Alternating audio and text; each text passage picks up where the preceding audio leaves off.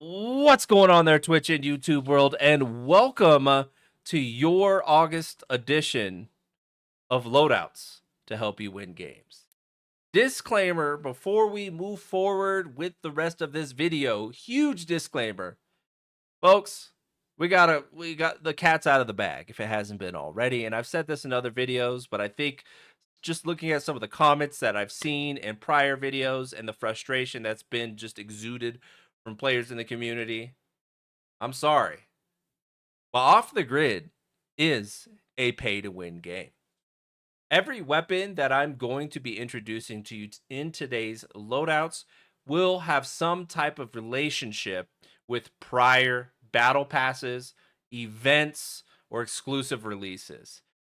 And I know that sucks to hear, but the reality is, unless you're paying $11.99 a month plus taxes, you are not going to get higher gun gains whenever you're winning or playing matches or extracting with hexes.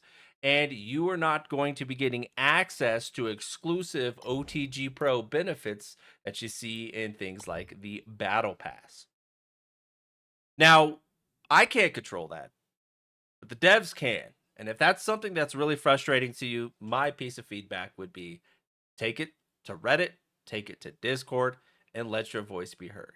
Because until then, is the game playable? Sure. Is the game free? Sure. Can you still earn guns and buy things off the marketplace? Sure.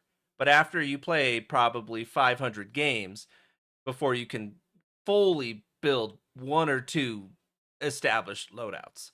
I know that's a frustrating experience, and I hope to see the game evolve in a better direction and step a little further away from pay to win aspects and get more into that cosmetic space that we see in a lot of other relevant shooters.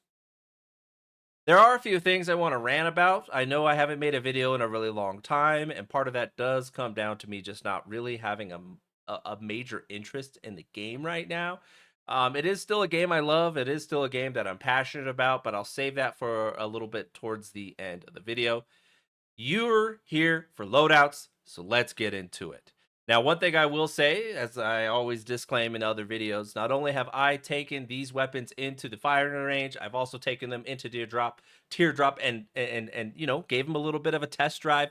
I've communicated with other players across the community who are all part of some of the biggest organizations, and they are using these types of weapons, and I'm sure they will be able to vouch for them. So if there's anything in here you're not familiar with or you're feeling a little uneasy about, ask around. And as always, feel free to whip up some of your own kits along the way. Without further ado, let's dive on in.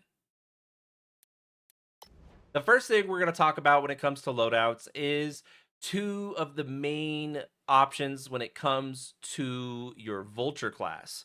So right now the vulture is in a really great spot. I think with the big nerfs, and we actually today, literally today, just got a second nerf that has affected the tried and true M4 class. People are looking to new options that meet two particular things: high damage, fast fire rate. And the new replacement to the M4, at least in this current meta, will definitely be the Vulture. Now, in my personal testing, the faster fire rate comes from the Vulture Pink Fury. Now, I'm currently building the Pink Fury with a Vulture Reflex sight. I do swap this out with the Holosightz option as well, so it's totally preferential. The heavy barrel and the noise suppressor, and of course, pretty much every gun in the game is going to have that Vulture drum mag or just a drum mag, right? Because more bullets equal more win.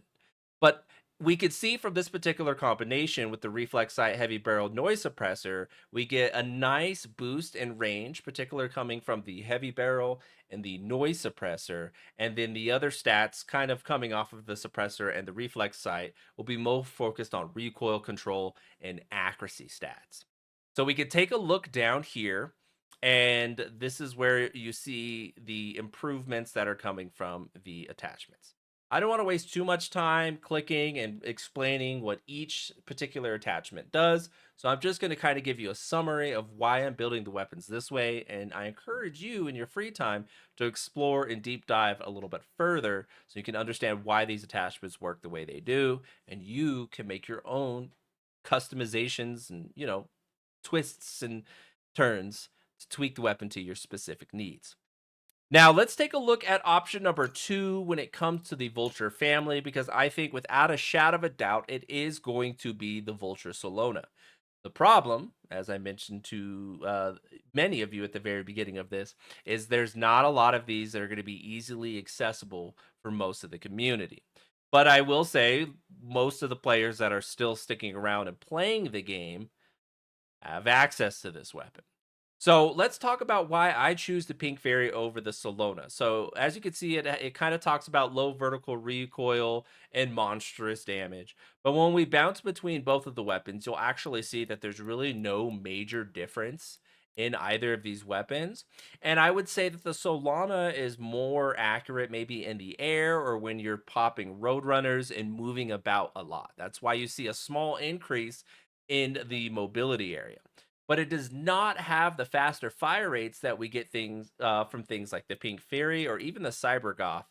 And I just think with that big differential, I've seen better results using the Pink Fury. So when it comes to the Vulture Solona, this isn't one that you can modify. So this is one of those pay to win. Don't need to worry about me explaining things to you. But the Pink Fairy is something that you're able to tweak and adjust. It is going to be a little bit cheaper on the marketplace in comparison to the Solona. And I encourage you to take it for a spin and see if you win. Now, if you don't own either of these, or maybe you're an early adopter, got sick of the game and canceled your subscription, the Cybergoth isn't bad, but it just isn't as good as the other two. And I would argue you can build the standard Vulture the same way that I've built the Pink Fairy Vulture, and you will get some reasonable results. But again, using these pre-modified variants are where you get the best bang for your buck. Literally. Next is going to be, in my opinion, the best secondary rifle in the game, other than the Proton. So it really just depends where your skill lies within the game. So here we have the Kestrel Punisher. You'll notice as I highlight over it, I'm not given a modify option. So once again, another Battle Pass pay to win weapon in the game. Now, what makes this one so good is it has a higher armor damage modifier on it, and it doesn't do nearly as much damage on certain areas of the body. But I would say overall, what you're going to be getting out of this particular weapon is just really clean, accurate shots. If any of you were a fan of the way rifles were feeling when the 3X was really like popular and dominant within the meta, I think the Kestrel Punisher is going to be something that suits your playstyle. Now, I will say today, literally today, there was a patch, as I mentioned earlier, and they mentioned tweaking or improving aim when you're in first person mode.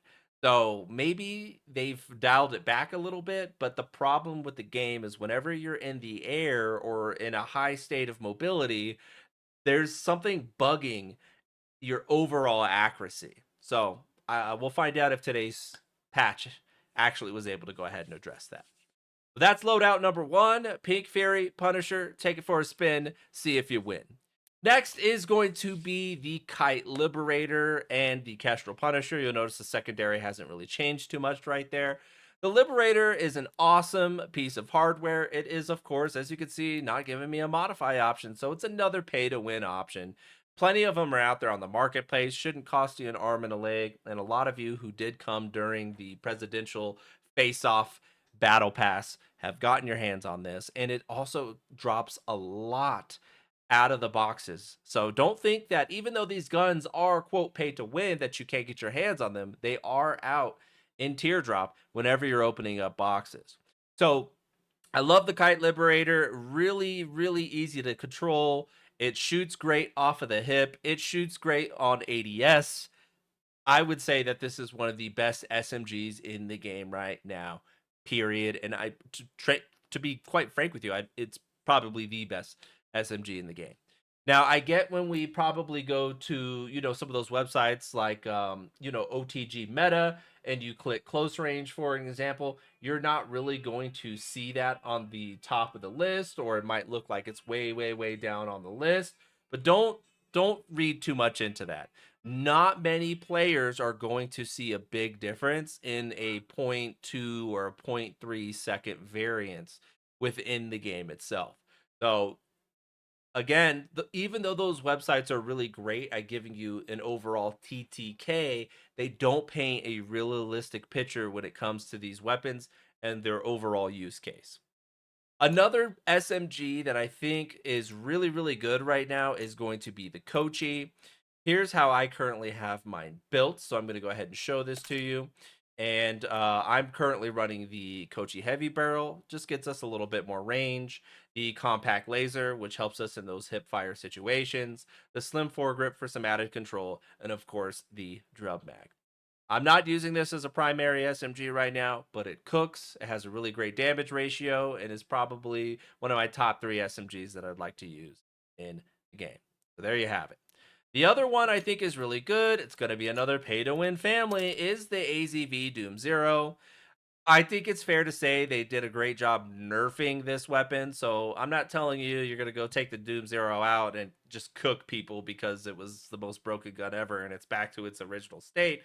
I will say if you're used to the burst fire playstyle and you are able to hit your headshots, this gun is extremely viable. Look at the accuracy bar. It's easy to use, easy to handle, and you just need to aim high when you're getting into some of those exchanges. I'm going to recommend the AZV 100 Doom Zero in terms of a great SMG option for you as another one to kind of round out the top 3 options that are going to be available for you. Right? So you got the Liberator that's going to be in there, you got the Kochi build that's going to be in there, and then the Doom Zero AZV. Again, if I got OTG meta here on my other screen, if you take a look at that currently, you're really not going to see anything up there that's like hitting extremely hard that isn't a teardrop weapon or an extremely, extremely expensive weapon that 90, maybe even 95% of the community isn't going to be able to get their hands on, right? Things like the Woodpecker Prankster or the Pioneer Tacoma. Like you're just not going to get your hands on those kinds of weapons. You may be able to get the AZV 100 Pilot Edition, but I still think that the AZV Doom Zero just feels better in terms of use case. And we're definitely going to be talking about the shotgun. That's probably going to be the best option in terms of a close range option here moving forward. So the second weapon here will be the shotgun, or excuse me, the third sector of weapons is going to be the Flenser family. And folks, it's another pay to win option, right? We're not going to get a modify option here when it comes to the Flenser Chemtech, but it is hands down the most cracked close range option in the game. It's really great for kind of being an opener when people are road running around you and you're just, wanting to panic fire. One hit from this bad boys, it's taken some plates, that's for sure. And usually the second shot's enough to put them down if they're close enough. It has really great range. People are trying to fly over you, they're up in the sky. You could still shoot them down. Top tier weapon. And that's pretty much it. Take it for a spin. See if you win. Now, moving forward, some of the older weapons that have been in some of my other videos are still reigning on top in terms of just performance. And again, if you go to websites like OTG Meta, they may not be the top gun, but I promise you, they are top guns. And a lot of players are still using them in the community.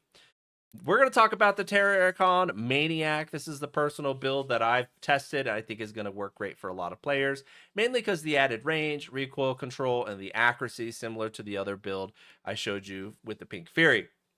So we got the Terracon Gen 2 Holosightz, the noise suppressor, the Terracon tactical foregrip, and of course the drum mag, because more bullets equal win. So take that for a little bit of a ride out there in Teardrop, and I think you're going to see some really great gains just in those long range exchanges. And again, look at that accuracy bar. It's practically filled up completely, and it's a very, very user friendly weapon. Problem is, yes, ladies and gents, I warned you, it is one of the pay to win battle pass weapons from the past. Next, we're going to talk about the Proton. And the Proton is, in my opinion, battling it out right now for the #1 spot. It's my personal favorite gun that has ever existed in Off the Grid, aside from the Kestrel. There was a time, I'd say early November of last year, where this gun was like so broken.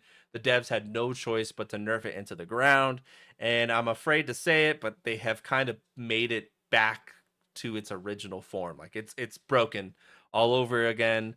The Ichnia does do more damage and is technically superior on the stat websites, but it is not going to have the same use case. Proton, hands down, find any other top tier player in the community, they're going to tell you Proton.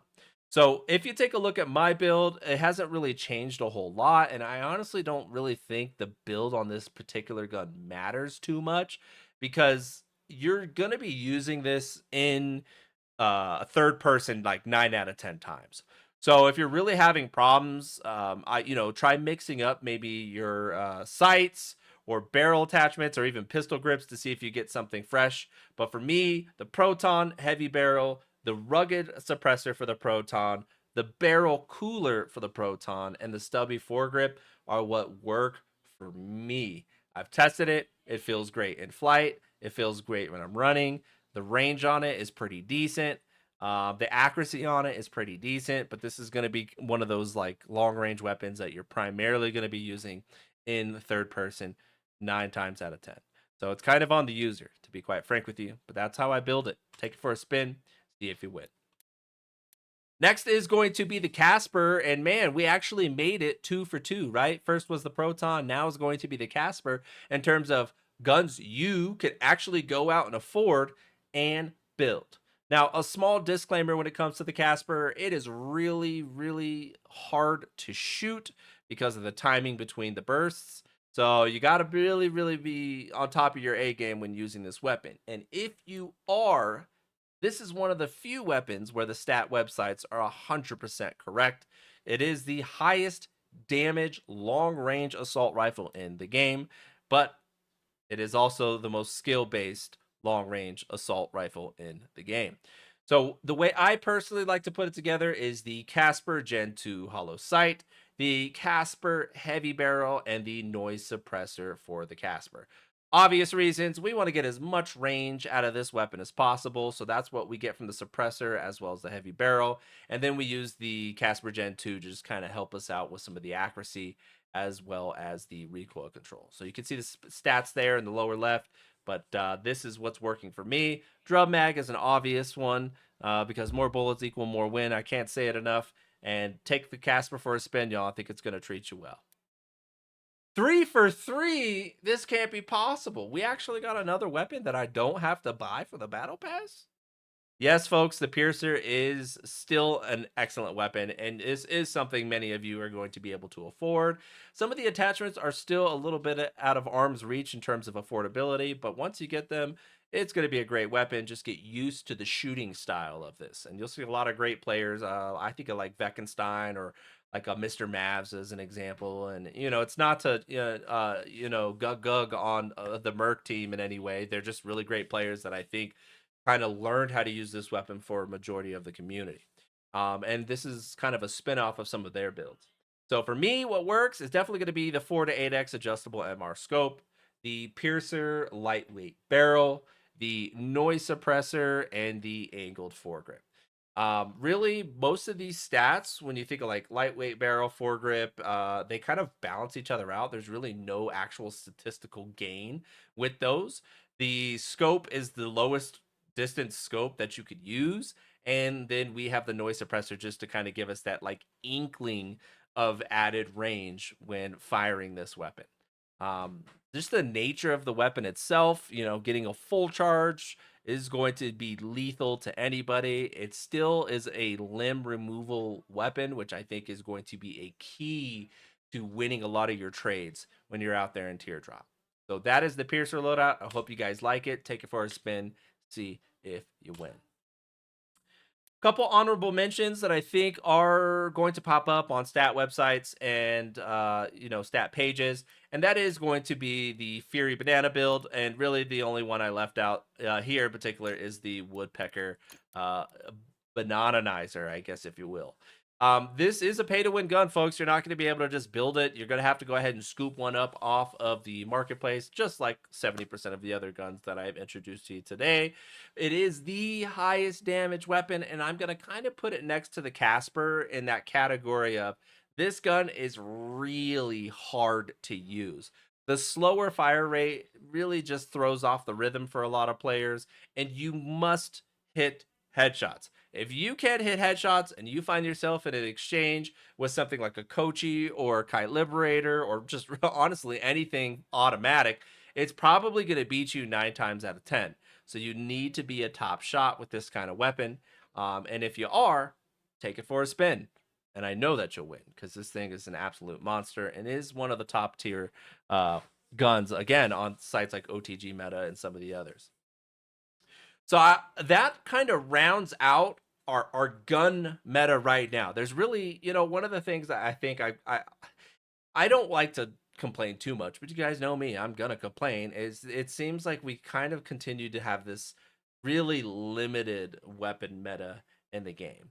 And it's not to say all the other weapons aren't viable. They aren't performing as good, or the players aren't interested in really experimenting with a lot more of them because they feel weird, the recoil patterns are off, or the attachments just can't seem to balance out how that weapon's performing, and it just leaves more room or more work for the devs there in the future. So that's their prerogative, but I do enjoy a game that has like a changing meta, and I'm happy to see the M4 get dethroned because it was kind of annoying to see the same weapon kind of reign on top for a really, really long time. So that's it when it comes to the firearms. Let's talk a little bit about our limbs. And if there is any positive to some of the patch changes and updates, it's definitely the limb meta being shooken up. There's a couple things I think got properly nerfed. There's a couple things I think that got properly balanced. And I'll be honest, there are a couple things that got, well, improperly buffed, and they are extremely overpowered. And we'll get to that here in just a moment. So first, we're going to talk about Slam Fist, Roadrunners. I still think Slam Fist, Hookshot are your two best viable options for getting around the map. The reason I would recommend Slam Fist is not only is it extremely easy to use, it has a low cooldown. You could double it up to dish out a lot of damage, knock people off ropes, knock people off buildings, and get yourself out of sticky situations. And it pairs really good with Roadrunners. The next one I'm going to recommend for you is the old classic tried and true Hookshot Recon Drone. Data wins games, it always has, and this is one of the few limbs that everybody, right? If you're running in a 3-man, everybody's going to be able to benefit from your use of the Recon Drone. So take it out, use it. Hookshot, again, if you're not using Slam Fist, Hookshot should be your primary number 2 option to getting around the map. If you're running Roadrunners and you need something that's going to help you get up in vertical, Hookshot's going to be probably the best option. Remember, 4 charges, pretty decently low cooldown, and it's easy to use. My only complaint is it doesn't have as quick a reaction time as something like Slam Fist. Soldier Backpack for pretty much 90% of all of my loadouts. There's nothing worse than running out of ammo on your secondary or even your primary, right? Because you swapped to your secondary. So that's going to continue to be my recommendation. For you limb junkies, as an example, like double Slam Fist, it doesn't hurt to use Limb Accelerator. Or if you're using some of the newer legs, which I'll talk about here in just a short moment, Limb Accelerator could be really beneficial for you as well. But I'm going to recommend Soldier Backpack 9 out of 10 times. Moving forward, mixing up some of that, right? Slam Fist, Recon Drone, Slugger, Bounce Bomber is a really good one right now. I heard, quote unquote, that there was a silent ninja nerf to Bounce Bomber. The limb is broken. I'm sorry. There's a few of you players, and you know who you are. You're really crutching on Bounce Bomber. And it's really annoying. Slugger absolutely got over buffed, way over buffed. If you have somebody splooge on your face, I'm sorry to say, you just got Medusa'd. You're going to be frozen like a statue with nowhere to go, no limbs available to help get you out of that situation. It is sticky. And you are a free kill every single time. It's like we went from nerfing Paralyzer, which completely locked you into place, to buffing Slugger to replace Paralyzer, which now basically completely locks you into place. There's no escaping it. Don't forget, this is something that can be set on fire too. So it's just an extremely broken limb. Use it. It's free kills. If you want to cheese the game, Slugger, Bounce Bomber, those are your two options right now. They don't take a lot of effort. You can spam them. You can have another teammate spam them with you. Nobody's getting out of your range. Next is going to be the mirror setup. And I kind of want to show you this one in the tryout zone so you get an idea of how it works. And it's actually really cool. Shout out to Kinetic because he's the one who, in my opinion, originated using this build first. So I want to give credit where credit is due. And AKA no skills. But you kind of want to use this with the intention of masking yourself, right? Because now these actually work not only as great damage dealers, but kind of as smoke grenades. And depending on where you're at, right, you can mirror after popping 2 of these inside Teardrop, and you're going to get a lot better reaction. You could use it maybe in the last circle where visual starts to get a lot more cluttered. Drop those out, and then you just mirror on top of the gas. It just creates a lot of confusion. People have to work around figuring out where you're at while constantly getting tick damage from the gas and having a little bit of trouble with dealing with the visual clutter that's in front of their face caused by a particular limb combo. So take that for a spin. I think with the opacity buffs that happened in the last 2 patches, it's not as strong as it was a week and a half ago, but it's still really strong. It's just a lot easier to see through the smoke, whereas before it was like impossible to see whenever people were using it. And I think the devs should have kept it like that. That's just me. Next is going to be an obvious free kill 24/7 busted, if not the most busted, especially if 2 players on a single team are running it. It's going to be double javelinas. I think running leapers helps you stay in the air and maximize your air time as well. Think about running slam fist on top of this, or even hookshot on top of this with a javelina on the side. But ultimately, double javelina is busted, right? 300 damage gets spread across 3 different players, which pretty much guarantees you a free shield crack. If you're running up on a fight that's like just finishing, they are probably already cracked or in the middle of trying to recover, and you are going to get a free cleanup knockdown that you pretty much did 0, zilch, nada to earn. And if that's how we want the game to be, then that's how the game's got to be. So take Javelinas for a spin, y'all. And that's it, take it for a spin, and I know that you'll win.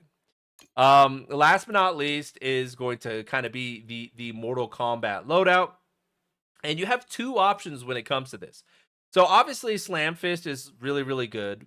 But Kinetic Shield is great. A lot of players like to kind of run into the fight, pull their shield out, absorb the damage, push the damage back to you, fist out of the shield to then follow up off of the damage that was dealt out by the shield, and then kick you in the face. Now, I can't show you what that looks like in terms of the kinetic shield, but when it comes to the Mortal Kombat loadout, what I can show you is what that would look like with double slam fist. So we're going to quickly run into the tryout zone. And I think this one's really great for those chaotic situations. I think of players like Seraph from Dogs is a really great example. Dread is a great example too, also from Dogs. They like to use the Mortal Kombat loadout. And basically what you're going to be doing, right? You're line up a fist, right? Fist, and then knee them in the face, right? So it's the Mortal Kombat loadout. And you saw how quick that had died. So maybe in a situation where you've already dealt and dished out damage, this is going to help you be a really great follow-up tool. Caveat is when players are already low, like you see the red bar on their health, right? And they don't have shields anymore. right here, like this, they are now in a critical state. And when you hit them with the knee, it is going to have an increased damage effect, and that includes an increased damage over time effect. So a lot of times you're chasing somebody, they're in the middle of trying to plate. Well, guess what? The plates will not save your health bar from already being in a damage over time critical state. They could be full plates, and if that health bar runs out, that's it. You're dead. That's the Mortal Kombat limb loadout that I have for y'all. I think it's one of the best ones out there right now, other than the OP ones that, you know, are going to take a lot of efforts. Just to recap: double javelina, bounce bomb. Oh, come on, folks. I got to make sure I don't skip over it, right? Yeah, I mentioned it, so we got to talk about it. When it comes to the bounce bomb, it's in one of these. Obviously, the trip mine bounce bomb meta is back, right? And I'm not sure what's going on. I did some testing, and in fact, let me show you guys this in the tryout zone. I did some testing, and I want you to see what happens when we press both buttons at the same time, right? So here it is.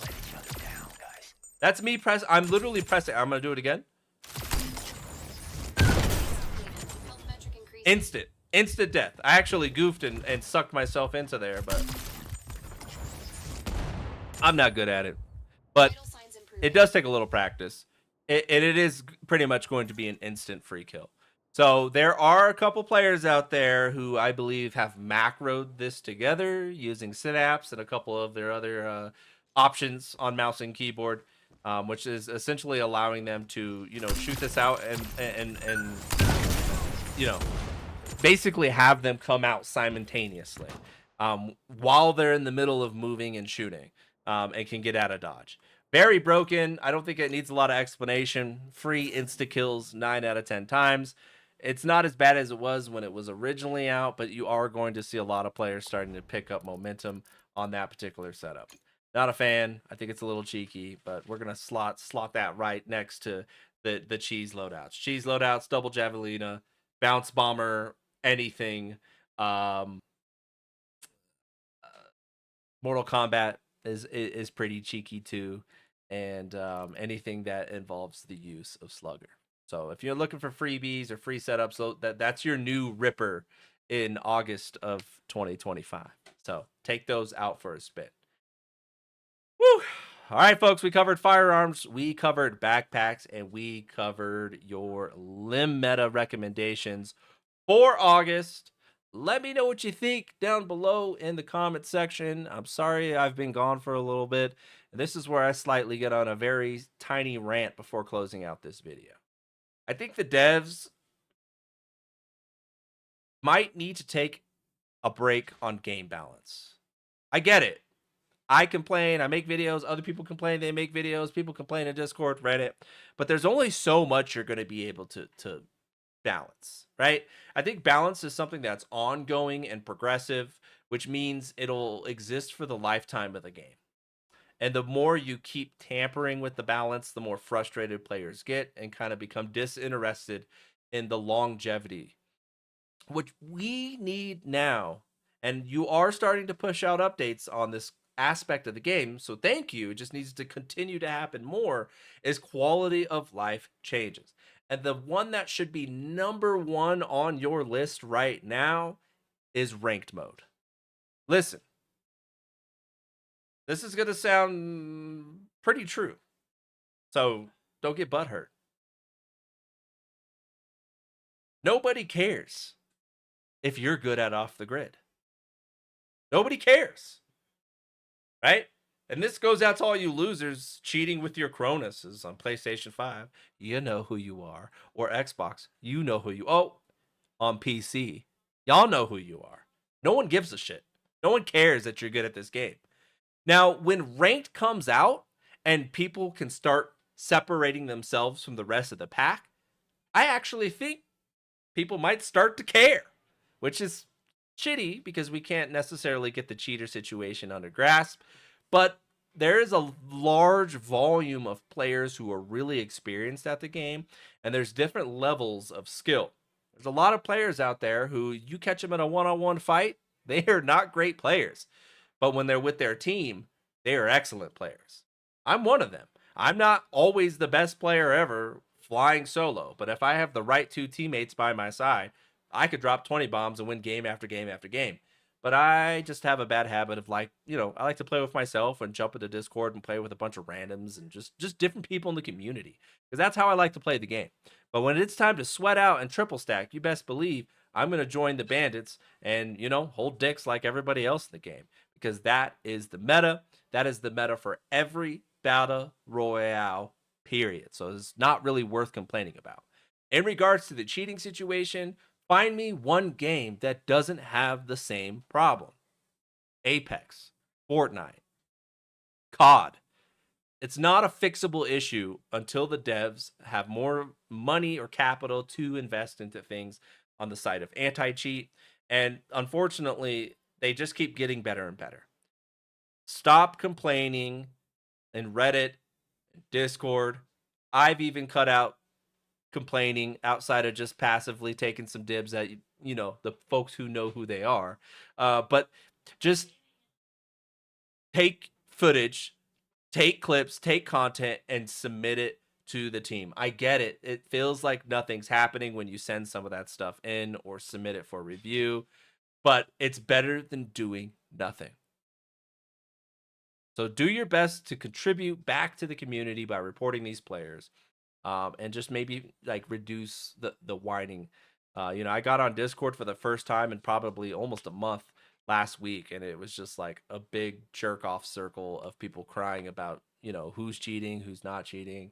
And it's funny because some of them, they're not wrong, and there's a few of you out there who I also you think nobody notices that you just like magically improved in the last month. You just woke up and got better. But hey, maybe you did.